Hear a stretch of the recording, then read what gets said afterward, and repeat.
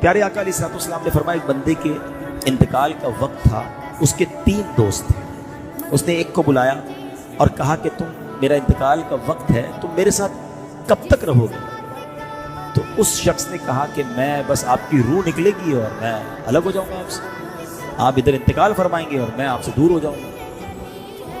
دوسرا شخص دوسرے دوست کو بلایا کہ تم میرے ساتھ کب تک رہو گے؟ تو کہا جب آپ کی روح نکلے گی تو میں آپ کے ساتھ قبرستان تک چلوں گا اور آپ کو قبر میں دفنا کے پھر میں واپس آ جاؤں گا، آپ کے راستے الگ میرے راستے الگ. تیسرا دوست تھا، اس کو بلایا اس مرنے والے شخص نے کہ تم میرے ساتھ کیا کرو گے؟ میرا انتقال کا وقت قریب ہے. کہا میں تو آپ کے ساتھ قبر کے اندر بھی جاؤں گا اور قبر میں آپ کو راحت پہنچاؤں گا، آپ کو عذاب آنے لگا تو میں روک بنوں گا.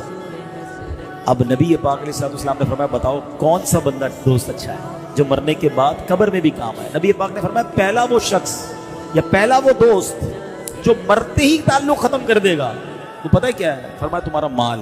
دوسرا دوست جو قبرستان تک تو ساتھ آئے گا، فرمایا وہ تمہارے گھر والے ہیں، غسل، تدفین، جنازہ اس میں شرکت کر لیں گے، کچھ دیر تک تمہارا، کچھ دنوں تک تمہارا ذکر کر لیں گے، مگر پھر وہ بھی زندگی میں مصروف ہو جائیں گے.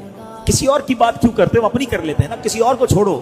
میرے والد والدہ کا، آپ میں سے کئیوں کے والد کا، والدہ کا، دادا دادی کا، نانا نانی کا انتقال ہوا، وہ بڑے دن بڑے تکلیف میں گزرے. اب کہاں یاد آتی ہے؟ کتنوں کو یاد آتی ہے؟ کب کب یاد آتی ہے؟ میں اور آپ بھی بھولی بسری داستان ہو جائیں گے. 2 4 6 دن 10 دن کو زیادہ مشہور آدمی ہوا تو سال 2 سال، بس پھر ختم جناب، دنیا رکتی نہیں کسی کے لیے.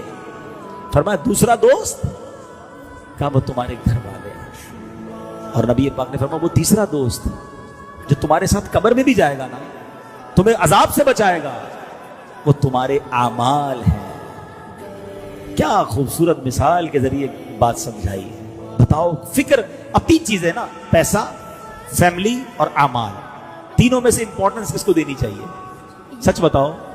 اعمال کو ہم دیتے کس کو ہیں؟ پیسے کو، اور پھر فیملی کو. گھر والے ناراض نہ ہو جائیں. پیسے کماتے بھی بچوں کے نام پر ہی ہیں یار، بچوں کو، فیملی کو، ڈبل ڈیوٹیاں، تو اوور ٹائم، تو کوشش بھائی اگر جائز طریقے سے کما رہے تو ٹھیک ہے، مگر اعمال کیوں چھوڑ دیا؟ حرام میں کیوں پڑ گئے؟ نمازیں کیوں قضا ہو رہی ہیں؟ کیونکہ یہ تو قبر میں جانا تھا، کوئی قبر میں نہیں آئے گا میرے ساتھ.